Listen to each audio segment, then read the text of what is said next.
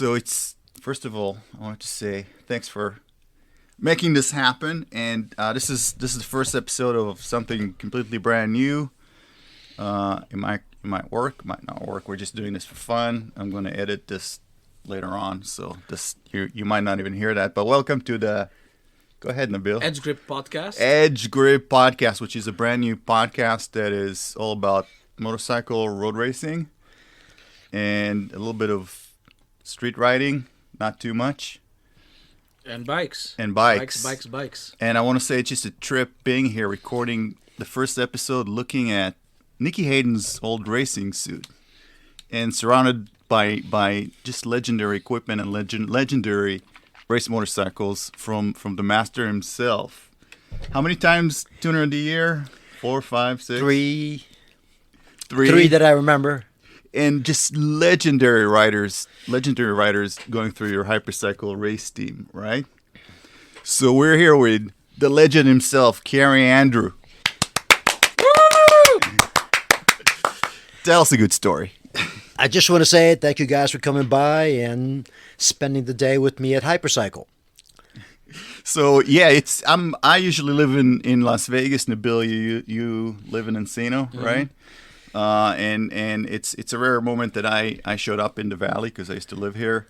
I had some other business in the valley, and then I was like, yeah, I can't miss a trip to the shop, especially since you have my motorcycle at your shop right now, waiting to be rebuilt.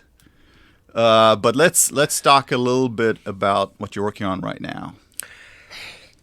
I am building a couple of GSXR 2005 GSXR 1000 engines for guys that race cars, little cars in the dirt, and preparing the Phillip Island bikes. Just wanted to finish them all up and assemble them so all the pieces are in place and that they don't get lost and misplaced. I also have a brand new GSXR 1000 I got to build for you.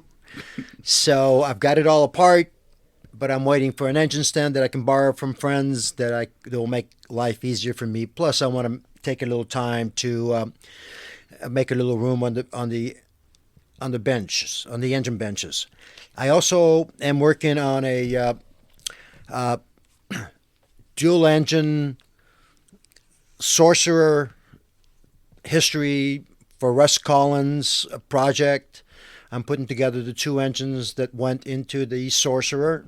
I am at the moment taking a short break. We finished the lower ends, but I got to start on the top ends. They are just a little bit tight. I'm talking about the bottom ends, so I took a break until I have a chance to decipher what that means, or maybe that is the way they have it. But anyway, I will get back to it as soon as I make some more room in the engine room benches. So you're basically living the life. You're not accepting any commercial customers. If someone comes in, for an oil change, you're gonna, show them the way out and have them go to another shop. You're just doing what you want to do, which is pretty much what all of us want to do. Well, you're watching me smile, and yes, you're right. That's just the way I like it. I'm having a great time here working by myself with all these beautiful and wonderful machinery and tools that I have, and I'm just, like you said, living the life. I can't wait to get out there and have some more quality riding time. I try to do Tuesday dirt bike rides and Saturday, Sunday, or Sunday mostly, some canyon rides on my Bandit. So I'm having a good time. Thank you for asking. All right. By the way, for the Weir folks, I just wanted to say he's not touching the engine, so there's no need to check in tech inspection anything. There's nothing to see here, folks. Why are you laughing, Nabil? No, I'm just because I know you're fast, so I don't think that's going to make a big difference. I used to be fast. Now I just take my time. I mean, so, Kerry, coming here feels like walking into a museum. You got so many things hanging around and bikes in there. You want to give us a little tour of memory lane? I don't really know where to start, but I have a few stints into this business. Started out as a writer, and before I retired, I have some wins back here at Daytona. I had three-hour wins in a row as an endurance team that we won a national championship, and that meant a lot to me at the time. It really taught me how to ride well, and the endurance racing, you get a chance to ride over and over and over the same scenario, and you improve. So that contributed to my development as a writer. Unfortunately, I ran out of time and family issues, and then I had to switch careers, and I became a tuner. I had been building and tuning all of my bikes prior to that, so I had a pretty good idea what to do. I hooked up with the EBSCO team originally, and then we won a championship with that. That was the 1 hour Super Teams Championship. We had people like Doug Poland, Dale Quarterly, and other very notable riders riding a motorcycle, and we sort of put the kibosh on the Arium team, and they were dominating at the time, and we beat them with a G6R 1100 that wasn't supposed to even get on the podium. So we felt good about that. Yeah, we felt really good about that. That was a big, heavy bike. By the time I was done with it, they had no chance. But anyway, I love doing the modified scenarios where when you're done, you smile.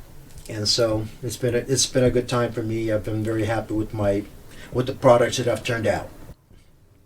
So for us that have know nothing about this, when we take our bikes to a tuning or a performance tuning, we think, well, it's going to put it on the dyno, tweak the map, there's a given recipe for each bike model, and it's just cut, copy, and paste in a sense. And I have sensing walking around this place that's a little more complicated than that. What's like the big challenge when you get a bike to work on like that? I like hearing from my rider his interpretation. Often I will ask the same question 2 or 3 different ways, and then I need certain information back for me to reach a proper conclusion about what's going on. What I found is that most riders have a different approach and a different experience level with the feedback. So sometimes it is necessary to ask the same question 3 or 4 different ways, just so you can confirm that the information they're giving you is the one that's really happening. So it is very important to make the rider happy and give him all of the tools and make him comfortable with what he's got to work with. So that is always my goal. I know my equipment is usually good enough to handle the challenge, so I focus on that. And so, as riders, how should we think about learning how to give feedback? Because I know that's an important part. And I remember being on the track with people saying, well, give us some feedback. How's the bike feel when you go do your suspension tuning, right? And I don't know what to tell them. I'm like, it's fine. It's turning. It's accelerating. I still suck, but no difference. So what do the average riders need to think about when they want to talk to somebody who's helping them? At our level that we usually present a effort, I don't really want my rider focusing on feedback. I would like for him to focus on writing and do everything that he can while he's doing that and focus 100% on what he's doing. I believe that it's our job later to download him. And so I want to hear answers to the questions I ask rather than have him tell me something that he feels is the answer. So I would rather, and when I say he, I mean the writer. And I've also had Elena Myers writing for me, so I shouldn't be leaving the female gender out of this. And I got to say, Elena Myers had given me some of the best feedback I've ever had. So it is important to decipher the information in a particular way. If somebody's telling you something, but you don't really understand what they're telling you, I mean, it could be just a little bit off, and you do the wrong thing, So you're going in the wrong direction. So I want to make sure I go in the right direction the first time. I've had some very good coaches in the suspension tuning. I've worked with Jim Lindemann very closely, and from my perception, that man was a phenom, and he was fantastic at what he did. I was happy to be around him and observe his talent. He did my last K6, right? And that thing was awesome. And he used to smile every time he'd see me on the track and say, "Hey, I remember that bike." It was, I think, one of the last bikes he ever finished before. It's true that, yeah. Yep, it was a big loss losing Jim, but He was a good guy. sooner or later we're all going to follow him. Hopefully not too soon. I not still too have soon, plans yeah. to fun. Still have, yeah. What do you think about Rossi finally retiring? And who did you cheer for when he was competing against Nicky?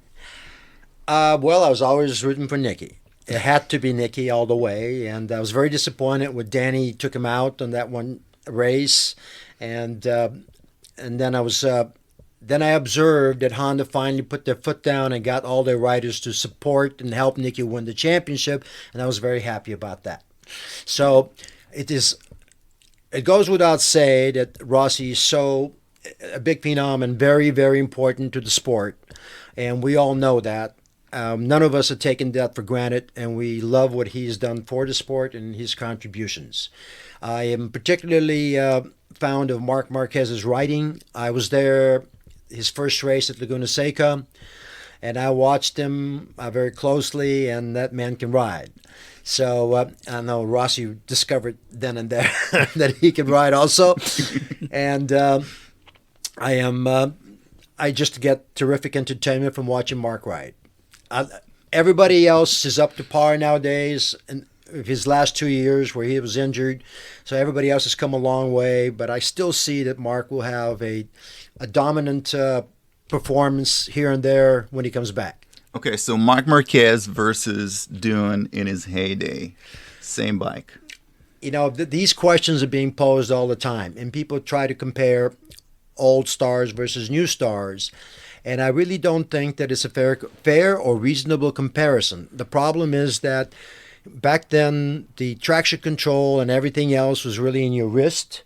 And so nowadays, it's all in the hands of the tuners and the programmers, and they allow you a certain amount of traction, slippage, and it's totally different from what it was back in the day. So the guys that are able to use the least amount of throttle inhibition actually end up doing the best. And so Marquez is usually pretty well known for having the craziest slides. Yeah, with the high sides. Yeah. So he likes having a little more freedom on his traction control. So do you think if we turn everything off right now in MotoGP, can Rossi do another 10 years? It might be harder for him now. The one phenomenal thing about Rossi is he went through many development stages to keep up with the field. He started out with everything being in his wrist. He adapted, and then Dorner went in and changed everything, and he adapted to that. So from my perception, the man is incredible. Too bad he aged. He aged. I'd Like all of us. I'd like to see him put in 10 more good years, as in near the front. You know, it could be the vaccine. Oh. You had to go there. I had to go there. It's the internet. We can say whatever we want. So, yeah. Apparently not. Yeah. Yeah, 125s, 250s, 500s, 800s, 1000s, and then 1000s with electronics. He pretty much went through it all. Yes, so that is a sign of a very adaptable rider who has a lot of talent. So nobody could take that away from him ever. And he's a star that he deserves to be. Yeah. He's got the talent. Do you think we have Americans right now to go up there and on the world stage? I'm sure we do. The problem is that we don't have a program good enough to accelerate the youngsters to come along. Well, I do hear some that there's a new class coming with that will address that with Motoamerica, and I'm very happy to see that. I know that MotoGP and Motoamerica are committed to making the sport grow and develop the American side of it. So I'm hoping to see some young talent develop and be able to present itself against the competition in Europe. So can't wait, but they do have an advantage. They have some very nice academies out there, and they have some very good riders that are influencing the new and upcoming youngsters that they have to work with. Yeah, we do need something like the VR46 Academy over here. Yes, we do. Yes, we do. Yeah. So I've tried approaching Kevin and Wayne on the issue, and they are both reluctant to really do something on their own. They're very concerned about liability issues in America, which obviously they don't necessarily face back in Europe, but here they do. So I understand the shortcomings that they face that way. So I hope it's somehow resolved, and I hope that we end up with a quality academy. I know we still have some very, very, very, very wonderful champions from back in the day, and I'd love to see them contribute to the youngsters and really make them accelerate their learning curve. Yeah, I mean, you can see the shortage even in Motoamerica races where, almost half the grid is not from the U.S., right? And yes, it's just we have so much potential here, and people would rather, not that I'm knocking down football or baseball or basketball, but if someone can put an attention on that sport, and we just get a fraction of the people that would otherwise go see a bowl game, just come in and buy a ticket to a motorcycle race, just help the sport out. We'll be number one, just like the '80s. It was a very great event. Racing was a very big thing back in the day, and we as Americans had our own ways, and lots of us built our own bikes and we participated. That wasn't happening in Europe at the time, but they completely skipped that part. And so they went to from machinery at the very low level that way to what they have now. Basically, the factories are really making them shine, and they are definitely they have the ability to get the most out of those bikes.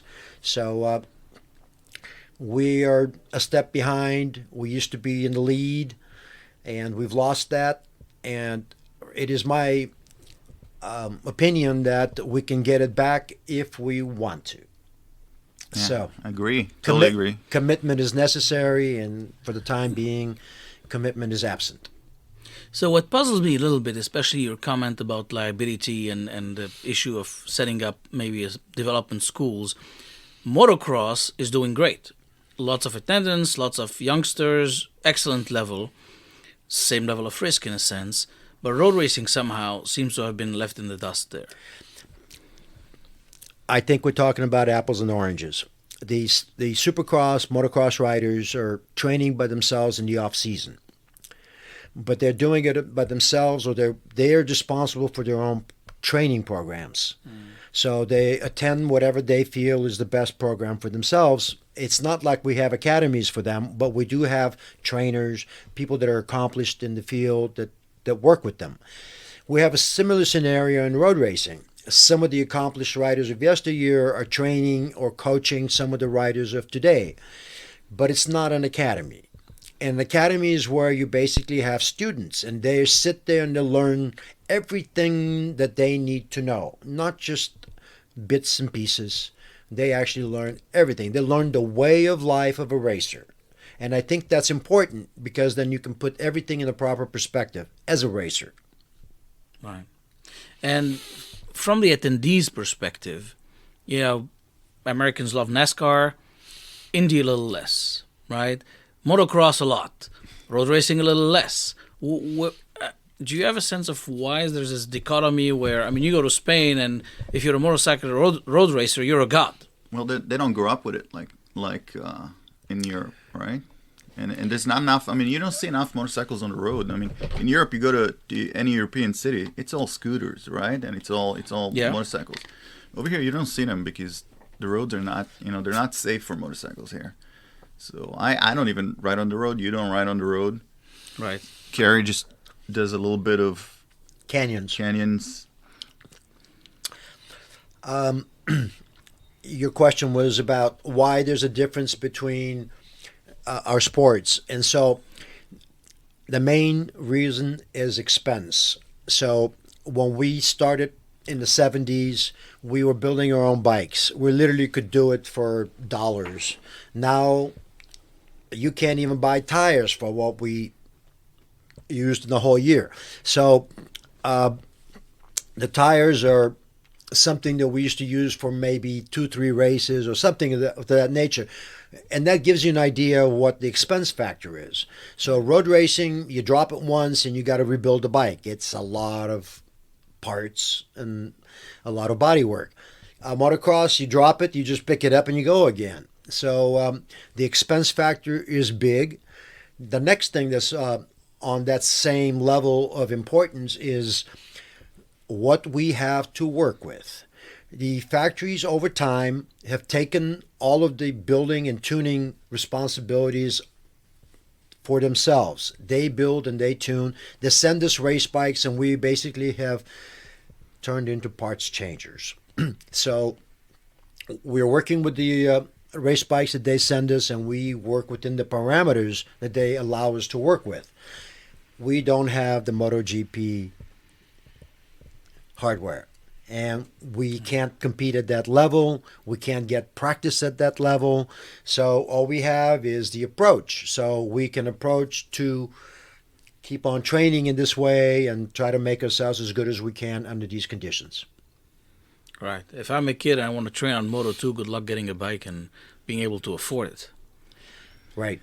Yeah, you need your entire family behind you. But you're not even going to get the ride if you don't have the potential. So Right. Cameron Boubier is making me proud. I watch him ride and I can't believe how much he's improved and how committed he is to making this work. And he's truly making it work. And I'm very proud of him. I wish him the best. Yeah, I mean, and adapting to Moto 2 from Superbike it's not an easy task. It's a completely different chassis, completely different engine, and it's not a road bike that's been built. It's a very stiff chassis with very little power, and you need to figure out how to put that bike up straight and not lean it over, which is pretty tough, especially considering you're racing with another 20 guys that are as good as you. It's amazing how close and tight the racing is in the Moto 2 and Moto 3. And this is where you're developing the riders that will be the stars of tomorrow. And this is the part that we need to be involved in. Yeah. And it sucks that we're not, but it is what it is. So if nobody steps up and changes the situation or improves it in some way, it's going to be a long struggle. I think the two of us, Nabil, as someone and as people that are involved in trying to get customers, right, for our businesses, I feel like American motorcycle road racing needs to take the same steps that any company does with the marketing, right, to acquire more customers. You're building a market, right? Yeah. And it's not a case where we come in and say, oh, we have a market cap of, $2 billion and let's just capitalize on it. It's a case where we create a customer, right? Just like, Ronald McDonald creates customers, right? They start young and they get you like that. And I think this is what's lacking in Motoamerica or in AMA, the approach of let's go get the customer, let's create a market niche and go after them aggressively. Yeah, I think if I can fold the approach a little bit is everything Motoamerica is doing is very attractive to racers and people who already love motorcycles. There's not a lot of outgoing effort to people who are outside that world. So Formula One, for example, was a surprise, right? Nobody knew about Formula One in the US. 5 years ago, you asked somebody and you said Formula One, they thought it was like a dishwasher liquid or something. Now, I went to Austin, was a couple of months ago. It was the highest attendance they've ever had in spite of COVID. Because Drive to Survive, the series, got a lot of people excited about looking at it. I know the kids, for example, in our family were looking at it and saying, "Oh, I like the sport." They won't watch a race, but they'll watch the series. So there's a series coming up on Amazon, which I hope is going to at least get people here more attuned to motorcycle racing. And that may be a little bit the gateway drug if you think about it. But I think what Motoamerica should be doing is doing something similar here to get it to be popular with people who don't know anything about it. And get more people to come in. That's what we do in business. Yeah. Right? People don't know your product. They don't know what you sell, why it's good, why it's fun. And you just have to make an extra effort to get them to understand that. Yeah, yeah. What I have to contribute to that is that Motoamerica is fairly young in this industry, as a entity. So I do believe that they're making steps in the right direction, and they probably need a little bit of help in this area, and they probably should seek it. But I think they're very young, and they are evolving, and they will eventually get there. And they're trying new things like the Bagger series. Yes, I mean, they're going after brand new customers, but those customers are already motorcycle fans, right? True, but at the same time, I like the level of commitment. I know that they're committed, and they want to do as much as they can to make this sport grow. So maybe they're a little bit inexperienced in the field. Maybe they're not. I don't really know enough to really make a proper comment on that, but I do know that they are trying very hard to get there. And hats off to Wayne for just, starting it. Because I remember when NASCAR bought AMA and it just botched it and killed it. And we had nothing for a couple of years except that shootout. Remember that shootout from Ulrich? He had a few rounds that were Formula like USA? Yeah, no, it was called Superbike Shootout, and they only did 3 rounds, and Josh Hayes, I think, won that. And we had nothing for a while until Wayne, did something, and so hats off to him. Yes, for him to take this on and to put his all into it is terrific. A world champion like him to put his all into it is a terrific thing for us. So between him, Freddie, Eddie,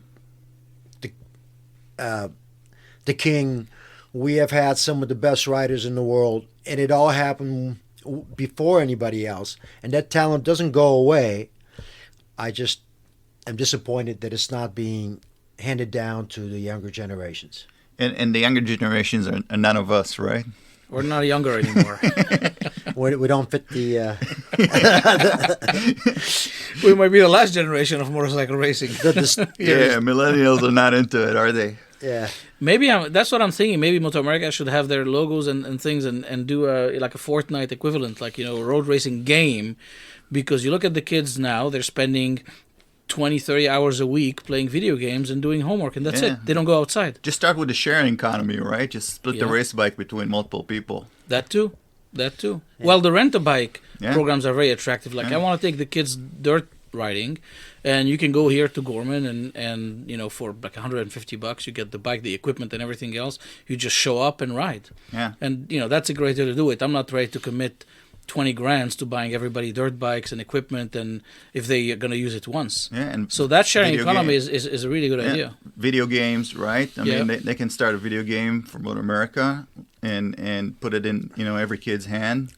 Yeah. They can start at school, right? They can approach schools and say, hey, we have a program. Hey, work with us, right? There's a lot of things you can do as a company to acquire more customers that don't know about. Yeah. They almost need a marketing partner, I would think. We should take over. Knows how to do this. We should take over. Go ahead, Nabil. You're already running half the world. Oh, God. How many companies? 6, 7? No, one right now. One? Just one? What happened? 2. Well, 2. 2? 2, yeah. I got busy. We're mono-talent, unlike Kerry here, who's multi-talented. Yeah. We push very hard. Very hard. Yes. We do great battle in the marketplace. So going back a little bit to the World Championship scene, so we have Cam, Joe, and now SDK in Moto 2. Okay. What do you think? Well, I'm rooting for Cam. It's obvious you have some very, very good guys in front of him, and it's difficult to really expect for Cam to be beating them, but I have a feeling that some of the front runners are going to be going to MotoGP. That might make it easier for him. I'd love to see him get to the top of the class. Is he on the right equipment? It seems like it's close enough. I'm sure that his equipment could be a little bit better, as in he is not at the front consistently, but he has had some stints up front.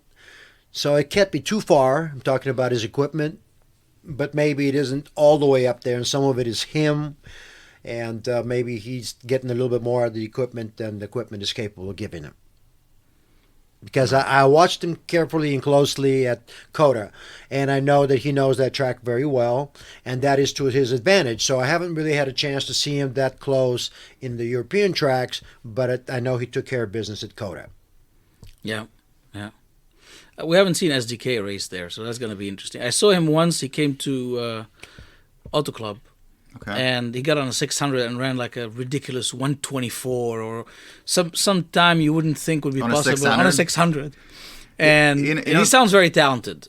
The fastest I ever seen someone ride there was Ben Spies versus Matt Mladen in 2007, I think, and they were running 123s.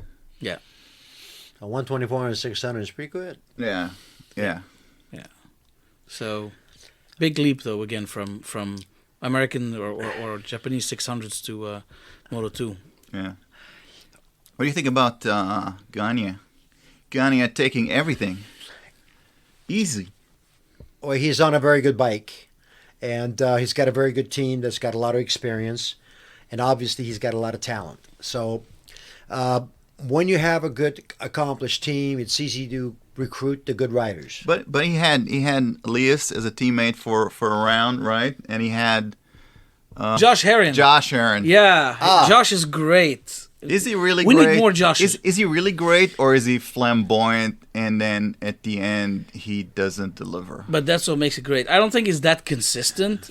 So there's ups and downs. He's a brilliant rider, but he's like a little bit like Rossi. He's a little more brilliant marketer. Yeah. And the sport needs more people like that, because he's out there, he's doing different things, he's funny, he's charismatic, and you need those characters in the sport. I mean, Rossi did a lot of good to MotoGP, and Herrin, I mean, now he's sponsored by a friend of mine, actually, Fresh and Lean, and he's actually bringing them a lot of business with his voice. So he's the kind of guy that needs to be out there. When we talk about Motoamerica doing an effort in doing better marketing, they should probably ask him to go out there and talk to all the kids and get them excited, and maybe run like little bike programs and so on, because that's the kind of personality that will win you fans. Yeah, that's interesting. Yeah, I think you're right. His family setting back in Georgia, they have a little track on their property there that he practices and races, so they could easily add some youngsters to that group. We're gonna have to talk to him about that. Yes. So you've seen hundreds of riders. Who's the most talented except for Nabil?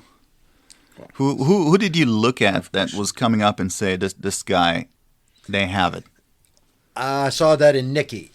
I watched him ride the year before he hooked up with us, and it seemed like he was able to ride that motorcycle like no one I'd seen before. So he impressed me a lot, and he just needed a little bit of he needed to combine his program, or he needed to make his program whole. He needed to finish the race completely rather than just do sections of really, really good and then run off the track here and there. So that's how you do it. That's how you get to the limit, right? You need to run off the track a few times to figure out where the limit is. He was always looking for the limit. So he rounded off really nicely, and he showed his good stuff to many people and the world. You shall be missed, brother. Well, he is missed. I look at his suit hanging here, and it makes me all emotional. Me too. He's a great person. I miss him so much. It was always good to see him at the racetrack, get a smile and talk a little bit. So we got to wait for the next one. Yep. It's coming. It's coming. Somewhere in the U.S. there's a little kid that is playing a video game and says to himself, I can do it in real life. Daddy, can I get a motorcycle? And that's how it starts. Yeah, and as long as mommy lets him, yeah, that would be. I have a little NSR sitting in the garage. Mommy doesn't let. My mom didn't really have a choice. I didn't ask my mom. I just came home one day with a 50cc Derby Jumbo, 1984 Derby Jumbo, and rode that thing and then traded it in for a Fantic 50cc Fantic Caballero. I don't know if you know what that is. No. And it had a Fantic competition engine, so it had a 10 horsepower engine instead of the regular 8 horsepower.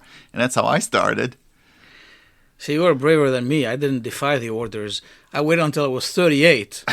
And my first bike was a Harley Fat Boy. Oh, It's a good bike to learn on.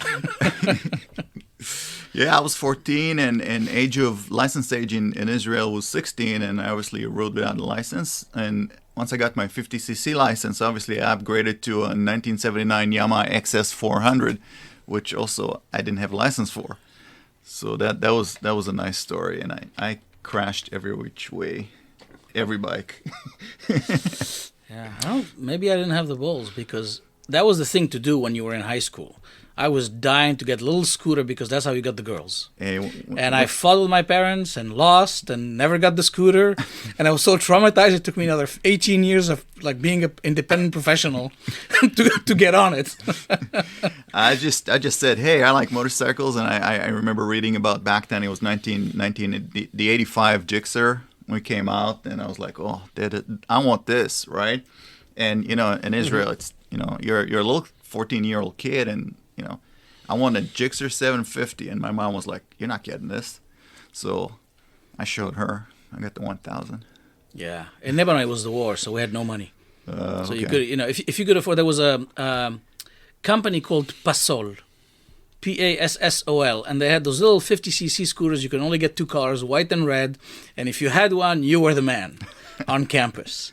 And unfortunately, I didn't get my parents to make the plunge there. I did sneak in a couple of rides from friends on their bikes, and I felt like I was transgressing dramatically. You should come down to my house. So just for everybody that listens that think that peace doesn't exist, I'm from Israel. Nabil, you're from Lebanon. There you go, neighbors. Well, you can't cross from one country to the other, probably still. And they're officially at war, but we're probably 100 miles from each other's houses. Nobody wants war. It's gonna end. I mean, the next generation is just gonna understand that it's stupid. I think they get it. It's just idiotic. Yeah, talking to them, I think they get it. I hope they do. Well, to what you guys said, I'm going to add that I'm actually from Bulgaria, also very close to where you are. And my first ride was I was probably 13, and I had borrowed more or less, like stole my uncle's Simca scooter. So French, right? Oh, it's German. Simca is German? I believe so. And so I did that a few times. I used to spend the summers with my grandma in a different city. So I would borrow and whenever I can try to ride it. And there's been more than one time where he came home and I wasn't back yet, and Grandma would send him on an errand until I got back. So I was very lucky that way, but that's all I had. I never had anything on my own until I came to this country. So my first bike was an SL100, and I didn't really do much with that, but then the next bike was an SL300, 350 that is, and I still have it here. And that's the bike that got me started on everything that I am. So I learned to road race on it. I learned to drag race on it. And I had a fabulous blast. And I used to wheelie it past the what we called the narcs, the people that would try to keep you from leaving the campus at high school. I went to Hollywood High School. We had an open campus, and there was always these couple of guys that kind of recognized everybody and took their names down, and then you had to do some kind of cleanup somewhere to make up for it. But eating lunch outside was so much more fun, especially when you wheelied right for the guy and he had to jump out of the way. Oh yeah, it's a freedom thing. We had a little crack in the fence in my high school.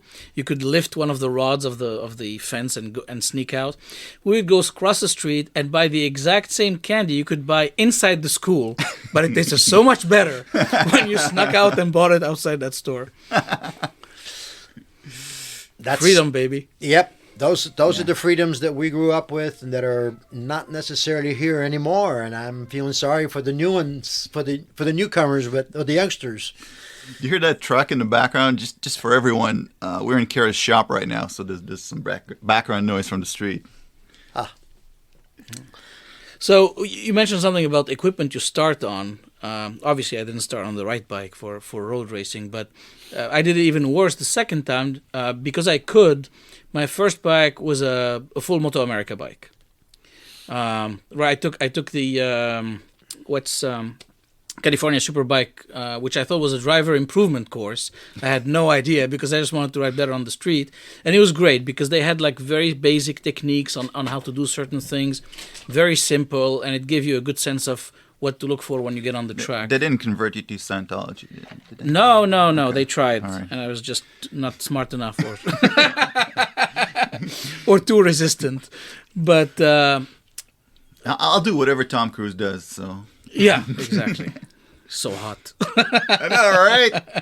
The guy can jump off airplanes, land, in the middle of a field, and a helicopter comes in, and he does everything himself. So Yeah, he does do his stunts. Yeah. But where I was going with this is, then I got a Motoamerica bike, and it was set up for a Motoamerica racer. And I took a couple of coaching lessons back in the days from Jason Pridmore, and he was laughing and saying, "Well, why did you get this bike?" I said, "Because I can." But he said, "Just go get a stock bike off the showroom floor. You'll learn to get the feeling, and then you can grow the bike with you as you go faster." And I remember for a while I didn't listen, obviously, and the bike broke like flat. It wouldn't even dive because it was set up at a spring rate and a setting that was for Motoamerica racer. I'm going 80 miles an hour slower on a straight, and there was no feel. And so that's good advice for people is, start modest because that's actually how you learn better than starting with the best bike you can get. And it lowers the price of entry. Yeah, and it's fun riding a slow bike fast, right? Instead of riding a fast bike slow. I actually regret not starting on a 300. Now I would do it a different way. Well, there's a little more to it than that. So if you ever have the aspirations of becoming a top-notch rider, you have to learn to work with what you have. When the race starts, this is the bit you're going to ride. So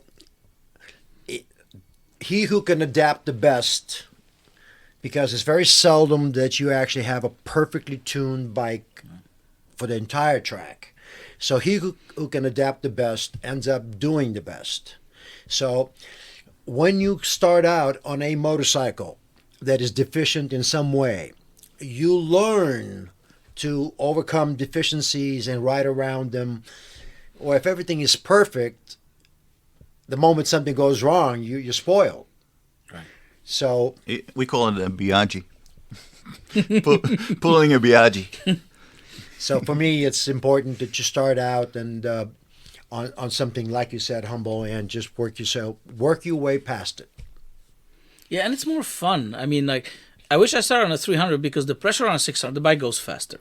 So now you're kind of over your head and you got this stress of, I got to keep up with the bike more than the other way around. You start modest. I rode a 300 after 10 track days of being on a 600, and it was so much more fun because I was able to control the bike. I felt like that was an easy task, and it made the track day more fun. So, and if it's not fun, it's a punishment. You're not going to stick with it. Yeah. So one more argument into starting humble, I think there. Yeah, agreed. Okay. All right. Do you want to talk MotoGP? MotoGP. Who's your favorite? Next year. Not my strongest. Okay, I'm still rooting for Mark. I'm still trying to figure out. I think if he does not have any physical problems or whatever his sight issue is, I think he's the man. Yeah. I'm still trying to figure out what Aprilia is doing there. I think I'm very happy to see all of them contributing. The KTM, the Aprilia, the Ducati, and the Yamahas are very, very good. Obviously, the Honda is very good, even though it's tuned to one or two individuals. But I'm going to tell you why. I'm going to tell you why, right? I'm happy to see everybody participating, but as someone that had two RSV4s, and you remember the first one that I had and the second one that I had. The first one was the 2011 Biaggi edition, and the second one was the 2016. And as someone that had those two motorcycles and was an Aprilia fan, they were winning World Superbike, right? And they were always up front. And then they went into MotoGP and they stopped winning World Superbike. They stopped developing the bike. And as someone that I can't buy the MotoGP bike, right? But I can upgrade my RSV4. It wasn't at the top anymore, and it just started going backwards. Even though it was winning all the comparisons, right? But that's in road configuration. Once you took it to the track, it was too soft. They go through a number of steps and commitments. So once they commit to World Superbike, they put the best people on it, and they develop that bike to its capacity. Once they stop doing that and focused on MotoGP, the development team basically is committed to the MotoGP team, and they want to make that thing successful. So they're not really so into the Superbike team as they used to be. Yeah, look at Kawasaki. Kawasaki said, okay, we're going to go racing World Superbike. We're not going to do MotoGP. We're just going to do that one bike great. And that's exactly what they did. And even though in road configuration it's not a competitive bike, once you take it to the track and you do slight modifications on it, you see that it wins, most of club racing, national racing, and World Superbike. Not this year, but you see what happens when you're focused on one area. I think most of the Japanese machinery that is made in a sport bike market is essentially capable of being raced in a good way if you spend enough effort on building it properly. So the European bikes have a slightly different approach, I feel. They have more accessories that they are interested in selling you right away, that are more into the competition sector.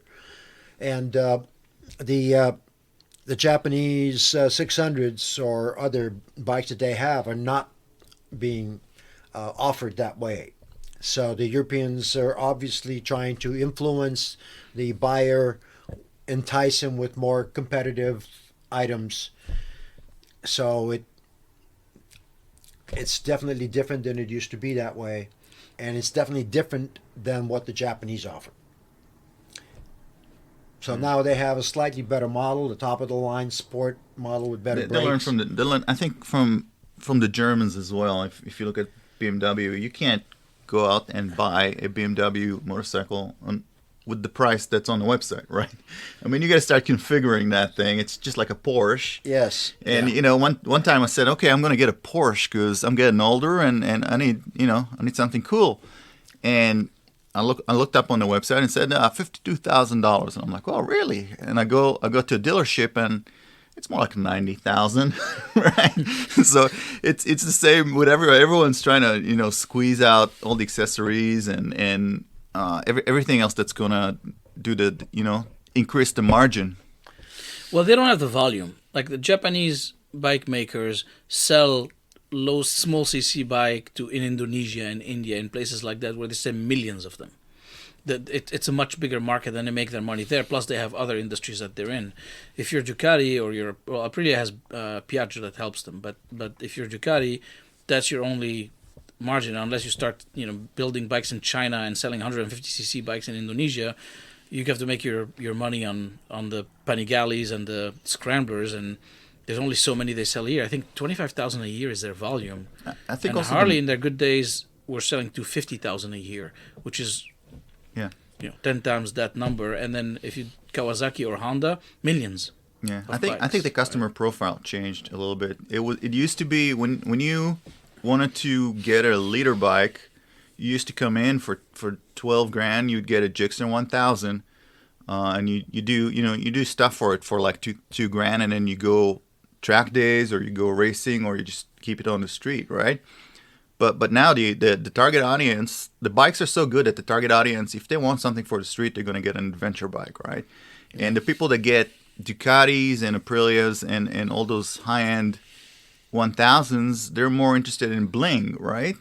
They want to go get your coffee. Yeah, they want the coolest thing out there. They don't care if it's the fastest, right? As long as Ducati put on their website, 258 horsepower, and you put it on a dyno, it's like 150 in the rear wheel, right? As long as it's on the website, people are going to get it, and they're going to go, oh, I got this. This is the best thing. It's so cool. Look at the bling, right? Yeah. It's a different audience than people that used to just spend the least amount of money to get the most amount of fun. Yeah. What I see on the street when I ride in the canyons, it's very seldom that a person on a Ducati was actually going to ride it hard. So then you see a whole lot of people with 1000 Japanese machinery, and they're riding the hell out of those things, and they're having fun. And the guys on the Ducatis, they're so paranoid about dropping it and abusing it. It's so expensive to fix. They seem a little reluctant to really crank it up. So that is my observation that I have had over the last 5-10 years. And it's been my observation really throughout my career that the Ducati street bikes I've ever seen were never really used all the way to their capability, and I never had the proper respect for them because of that. So, and from my experience, even when people started using them to the full extent, it always means an hour and a half break in your track day because someone spilled some oil, right? It's always a Ducati that lives a line. Yeah, and they're very expensive to prep for the track. I mean, the program Cal Wyman was running cost probably twice what other privateers were running on similar Japanese bikes, and they're hard to get. Yeah. I mean, if you didn't have support directly from the factory and a direct line to them, there's parts you would never get. So it's a lot more exclusive. It's a lot more difficult. Look at Baz, right? Look at Baz. Baz was fighting for his life in Motoamerica all year, and he didn't have the motorcycle under him, right? And they were doing everything they could to help him. But then he got a ride on a World Superbike, and he said it's a different level. Yeah. Right? It just from Motoamerica Ducati to a World Superbike Ducati, Chas Davis's bike, and he was fighting for the lead. Yeah. Because if you don't have Ducati behind you, you're not gonna get everything you can get out of those bikes. Yeah, somebody told me once, and Kerry, you probably know that 10 times better than me, but the tuning window for a Ducati is very narrow. You have to get it right, and if you're off by a little, the bike is just unrideable. Yeah, I can't really say how far unrideable it is, but I know that they have so many options and so many variations with their linkages and all these other aspects of tuning it that, yes, just like you said, it is very important for them to get it right on. So the thing that could be said about Baz's team from this year, this team is in development as well, and they're recruiting and utilizing people that are learning how to make this happen as well. So I think maybe this year will be better for them. I hope. He's not around anymore. He went back to right, World Superbike. But they're going to have somebody else fill in for him. I wanted Elias to do it, but I think he's done. I think he's making shoes in Italy or something, whatever he's doing. Well, they're talking about the one of the MotoGP guys, and I'm not going to say that right now because they're not done yet. So okay, I've heard some rumors. Yeah, so hopefully they land him also, and it's talent is supreme. Is it going to be Rossi? No. Is Rossi going to come in for a few rounds? My statement is that talent is supreme, so it's always good to get the best talented rider on the bike. Yeah, and make sure that rider gels with the bike, right? That the team gels with Yeah. tuning the bike, Yeah. and the rider's happy. I think he's riding somewhere in the desert at some point, right? The guy we're talking about. I didn't hear that, so I don't know. Okay. What did you hear? Tell me. Petrucci. Petrucci? Okay. Yeah. He's doing the Dakar. Oh, Is he really? I got Yeah. it. Yeah. Yeah, on KTM. He's Yeah. going to go on in the Ooh. dirt. That's going to be awesome. I love the guy. He's such a nice person. That other When you guy see him. that you have support for, the one you mentioned earlier, Yeah. he's going to be riding the 600 and 200. Okay. He's going to be riding for that team. That's awesome. Yeah. You know, speaking of the Dakar, did you see the new? I know this is a road racing podcast, but you see the new "quote unquote" Kijiva elephant from MV? Oh yeah, the Lucky Strike. Yeah, like it's What not is- like what a is strike, Lucky it's Explorer. like Explorer. Lucky yeah. Explorer. See, Looks if like a good bike. See, if you put a whole circle over the bike, it's Lucky Strike, and that's not allowed. But if you put half a circle with some lines, it's Lucky Explorer. You can advertise that. I'm surprised they changed the brand. I guess they didn't want to lend the kind of exclusive road racing brand to the kind of dirt biking. I don't know. And then the It's timing interesting. versus the Desert X, right, from Ducati. Yeah, So the timing is interesting. they're doing some cool things. I like how they got this new Russian owners. Timur Sardarov is the CEO. The new bikes are beautiful. Don't they have a Chinese engine now? I don't think so. I mean, all the bikes have different parts, but there was like a big rumor at some point about them sourcing or building bikes in China. I don't think that's panned out. I think they're still, for certain models at least, hand built actually in Schirana in Italy. But their models are just, you want to put it in your living room and just sit there and stare at it. I probably wouldn't they're ride pretty. it. The Brutali, the Super Veloce, they're really beautiful bikes. Actually, Tony Elias apparently is getting an MV. Oh, nice. So we'll see. Again, we should probably delete these sequences from this podcast because we're not allowed to say these things. But he's going to collaborate with them. Then they're doing now these electric bikes, electric scooters. They did one really cool that looks like a Vespa. Yeah. That's an electric scooter. So they're trying to diversify. And I heard the China story came about when there was rumor they were going to build a low CC bike for volume sales and sell it in Asia. Okay.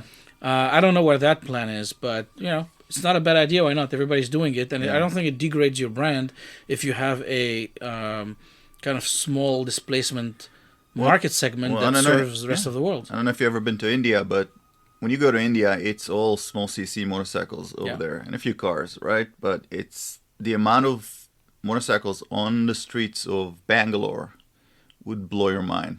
Yeah. And I mean, I don't know how it would feel if I have a Ferrari and all of a sudden Ferrari made 1300 cc 3-wheel cars in India. It's coming. Their SUV is coming, right? Yeah, puro sangue. Yeah, there you go. It's Ferrari they've always been for racing, and every time you would buy a Ferrari, you would support the race team, right? But people like us took over everything, right? Business people, and we just need to just suck the dollar right out of everything. So if the Ferrari horse can sell SUVs, that's what's going to happen. Yeah. It's all about branding, right? It's I mean, yeah, you can, and also when you sell more, you have more money for racing, right? Right. So And I think that's the smart point about if you have to go down market in a sense, you could do it under a different brand too, but then you expand your source of income and you get more funding for the racing. Yeah. Okay, where are we at? Should we finish? And we're at that now. We're an hour. Yeah. All right, so that's it for the first episode of Edge Grip Riders. No. Riders? Edge Grip Podcast. Ah, come on. I want to go on the track already. The Edge Grip podcast. And I want to go to track too. So when can I do that, Carrie? You have my. No, I'm not going to put you on the spot. It's fine. It's fine. Don't answer that. So next week. Don't answer that. And Nabil, you're on the track pretty much every weekend. No, once a month usually. Once a month. Yeah. Somebody has to work. With your exotic MV. Yeah, I love this bike actually. I mean, now we're running over, but it's fine. It really handles really well. It's tuned well. It's the 800 engine, so it's got enough power for me, and I'm still getting used to it. But surprisingly enough, knock on wood, it's been running, not leaking, behaving well. So just for the listeners, he knocked on his head, because you can't do those things on radio and podcast and say knock on wood, and people don't understand that they did not need that level of detail. They need everything. They need everything. Carrie has something to say about DMV. I have a question for you. Trying to ask you, what is your favorite local track? What's the track that you prefer to be on here locally? We have Willow, Streets of Willow, we have Laguna, we have Fontana, we have Chuckwalla. So it's a bit of a tough question to answer for me, because I go a lot to Auto Club, to Fontana. And I love it because it's an hour away. The garages are great. You have power. You have all that stuff. It's just a fantastic venue. And you can leave in the morning, come back in the evening. My second favorite would be Chuckwalla. I like the layout better, but it's just far. It's a whole enterprise just to go and come back there. Buttonwillow is like close second to Chuckwalla. It's got a nicer layout now that they repaid it. I haven't seen the new one. Looks very, very promising. I used to love. I started riding at Buttonwillow. I used to love it, and I crashed there. Oh. And I realized that the reason I got hurt so bad is that the runoffs are terrible. So, and I even saw a rider in front of me just get off the track, and all of a sudden he was fine. He was upright, slowing down slowly, and then he disappeared, and I saw his bike explode and him going in one direction, and he just went into a ditch. Oh. And I talked to the organizer. They said they have to have those ditches so the water runs around the track and doesn't undermine the soil underneath. But there's got to be a better solution, because I haven't gone since. It worries me that if I want to push and I'm going to get off track, it's unforgiving. But it's also a nice track and a nice layout. A lot of history there. Laguna was I haven't ridden it enough to have a really strong opinion about it. The only thing I'll say is, well, first, the weather's fantastic. The area is beautiful. But I got on there and I was ripping like from day one, without knowing the track almost. It felt so natural and so much fun to ride. It's probably the most fun track on the West Coast. Agreed. Okay. So, for what it's worth, not an expert by any means. I'm a big Willow guy. So. Well, I think that we have three different tracks that are very important to a rider's development. So, Buttonwillow is a track where you have to stay on line. It's a narrow track, and you must follow and stay. You've got to be very committed, and you got to stay on your line. You cannot. You don't have very many variations on your lines. Most of the turns have one particular apex approach, and you got to hit it, or you're off the track, or something. You have other problems. Go to Willow Springs, and what you have there is a wide racetrack, lots of room, and lots of blind high-speed turns. So getting developed and progressing with blind turns is a phenomenal advantage that we used to have over the guys back east. Mm. So anybody who would come out here, they would all be struggling with the blind turns back in the day. So I think that's a very good item to develop, to understand, your timing, where you come in, how you apex it, and all that other stuff. So the width of the track is also challenging because you still have to pick your line. I mean, being that wide, maybe you don't really want to use all that width. Let's go to Laguna Seca. You have a lot of elevation changes. The track is wide and nice in most places. It has a couple of areas that are narrow. The track was obviously very old, but it's a fun track, and it has the elevation changes, and the blind turns are also partially there, and it develop you as a rider. You must adapt to all these conditions for you to be a very notable rider. Yeah. What do you think of Chuckwalla? Chuckwalla is a very nice track. I love what you said about it, and it's true. I have not spent much time there. I've ridden it both ways, and I do like it. The knock on Chuckwalla is that if there's too much time between your riding time and the previous riding time, there is a fine mist of I don't know if mist is the right Sand, word, right? but the little it's dust. It's really really fine, and you don't even see it. You don't know that it's there, and the only time it's really going to be an issue is when you go offline. Yeah. And then you're going to slide a little more than usual. So if you're committed and dedicated and you got your line straight and you're doing well, you probably don't have any issues. Yeah, yeah. My impression of Auto Club is it's a very athletic track. Like if you want to practice point and shoot acceleration and braking, you won't practice braking in Chuckwalla. Let's put it that way. It's very flowy. Over there, you're gonna go from 170, 180 to like 35 in some places, if you can, and that's where you practice that. And also the switchbacks are very challenging. I mean, last weekend we were there. There was a racer from France who came, and he got exhausted. He's like, "This is a very physical track to ride because you're constantly either accelerating hard or braking hard or switching back and forth. You don't have a lot of time to rest except on the straights, on a couple of straights, and that's it."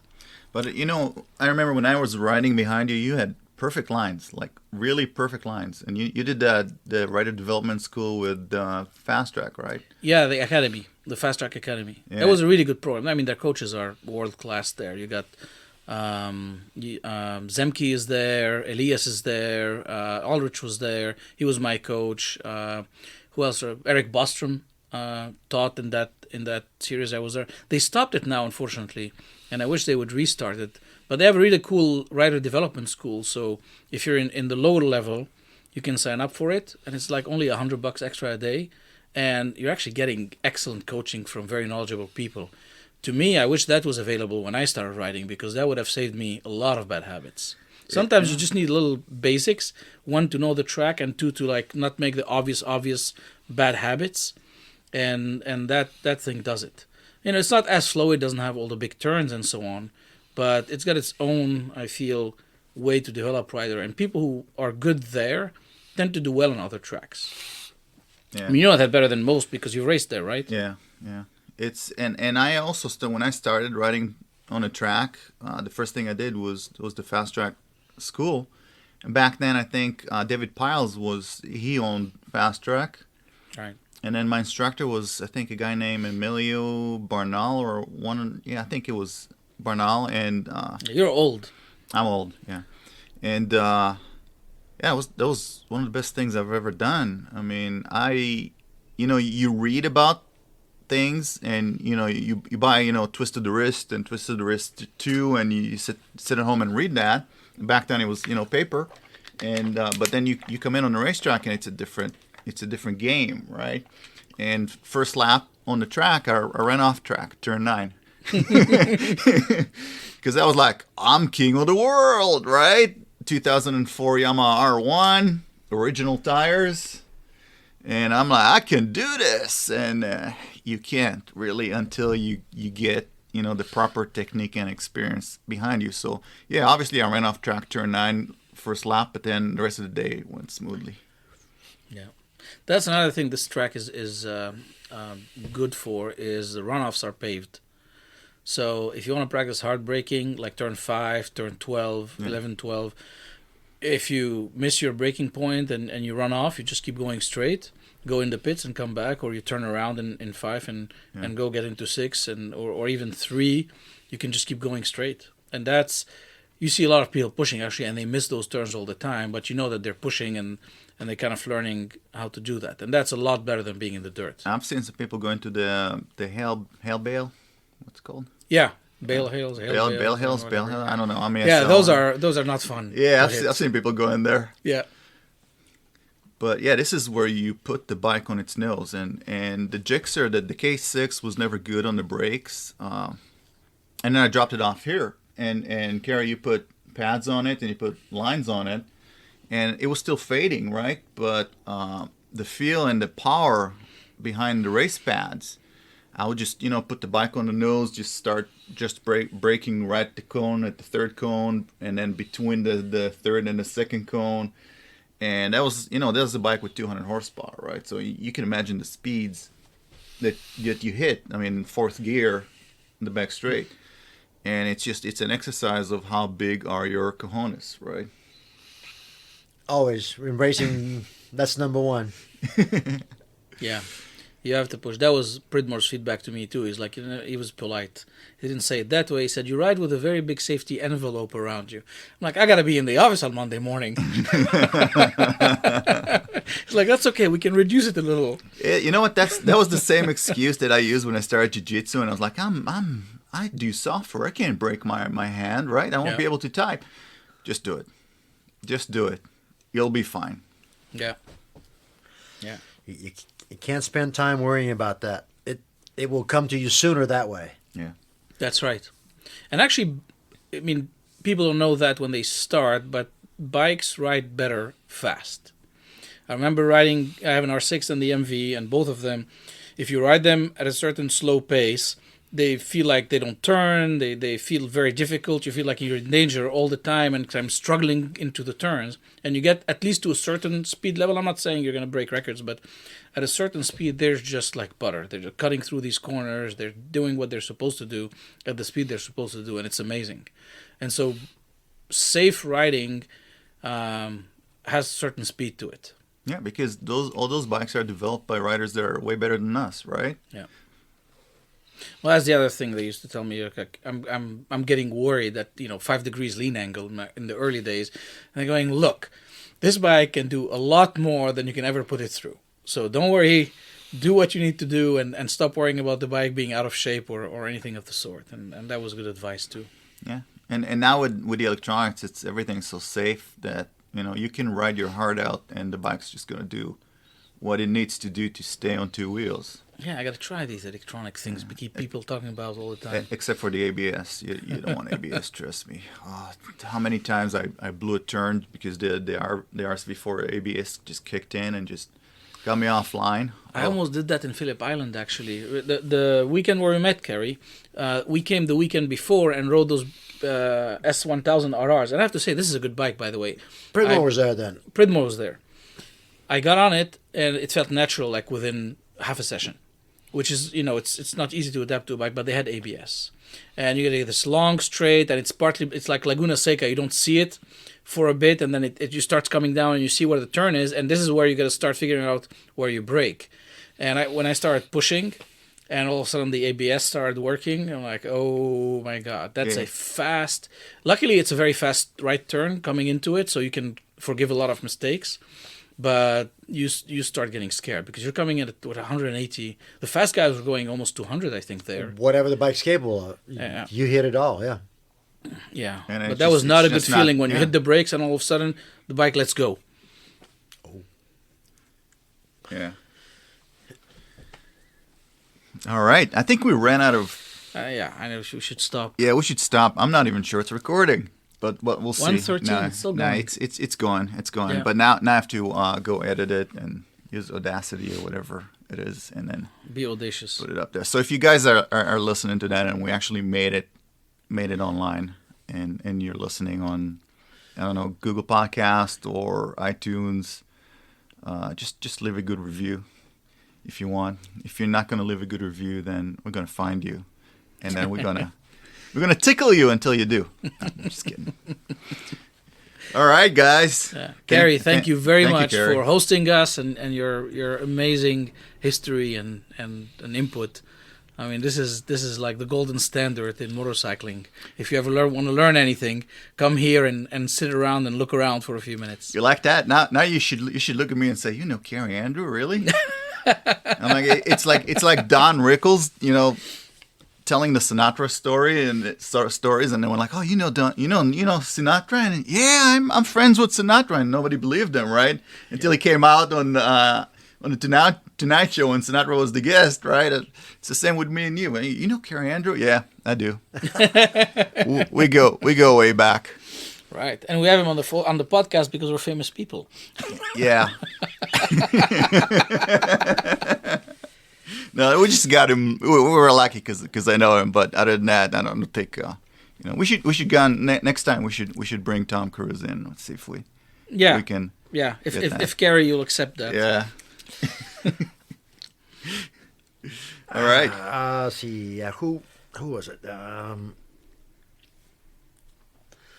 Well, you have Brett Harrelson, and you have there's one other guy that from the actors group that rides really hard. John Wick. No, besides him. Oh. Maybe a little before him. Anyway, I forget the scene, but he came by asking me for one of my bikes. So that was quite a while ago, but yes. But I know Brett Harrelson have built him a couple of good bikes. That guy hauls ass. Usher rides too. I was at Ducati Beverly Hills, and he his bike was there for work. Has he got a Ducati now? He's got I think it's a blinged out monster. I don't know if he did anything different with it, but yeah, that was him. And who else rides? A lot of people riding. Brad Pitt is riding. Yeah? Yeah. I remember the story where, remember that, what was that $60,000 Ducati? The MotoGP. Desmosedici? The Desmosedici. Oh, Remember that yeah. story where Tom Cruise wanted it and Brad Pitt wanted it, and they were sworn to secrecy that they're not going to tell Brad Pitt that Tom Cruise got his first, or was it the other way around? And, a lot of celebrities ride, and a lot of celebrities show up to MotoGP racers. Maybe they should start showing up to Motoamerica races and just, take action on their social media and just, be good influencers. Right. Right. So really, we need to finish because I'm running out of tape. No, I'm just kidding. It's not tape. It's an SD card. But thank you guys for listening. And this has been Gal Ratner and Nabil Kabbani. Thank you for visiting. It was a great time. Good to shoot the shit with you. Thanks for having us. Having fun with the legendary Kerry Andrew. Thanks, guys. Bye.